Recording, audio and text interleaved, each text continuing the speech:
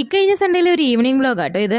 Upload ചെയ്യാൻ കുറച്ച് സമയം എടുത്തു എന്ന് മാത്രം. മേല് കഴുകി വിളക്ക് കൊളുത്തിയപ്പോ ഉഗ്രം വിശപ്പ്. സ്കൂളൊക്കെ കഴിഞ്ഞ് വീട്ടിലെത്തിയ ശേഷം വൈകുന്നേരം കുളത്തിലൊരു കുളിക്കാൻ പോക്കുണ്ട്.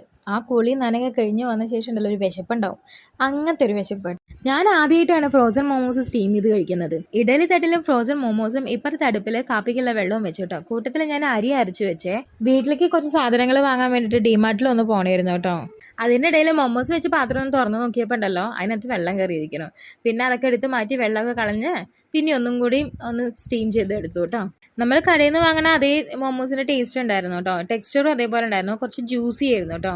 കാപ്പി കൂടി കഴിഞ്ഞ് ഡിമാർട്ടിലേക്ക് ഒരുങ്ങി ഇറങ്ങുമ്പോഴേക്കും സമയം 7:58 ഞായറാഴ്ച ചെയ്തുകൊണ്ട് ഉഗ്രം തിരക്കായിരുന്നു കേട്ടോ ഡിമാർട്ടിൽ. എങ്ങനെയൊക്കെ കുറച്ച് സാധനങ്ങളൊക്കെ വാങ്ങിച്ച് ഞങ്ങൾ നേരെ വീട്ടിലേക്ക് പോകുന്നു കേട്ടോ. വരും വഴി ആളിനി റൈസ് വാങ്ങിച്ചു കൊടുത്തിട്ട് അതും കഴിച്ച് കിടന്നു. അപ്പോൾ ഇന്നത്തെ വീഡിയോ ഒക്കെ ഇഷ്ടപ്പെട്ടെന്ന് വിചാരിക്കുന്നു.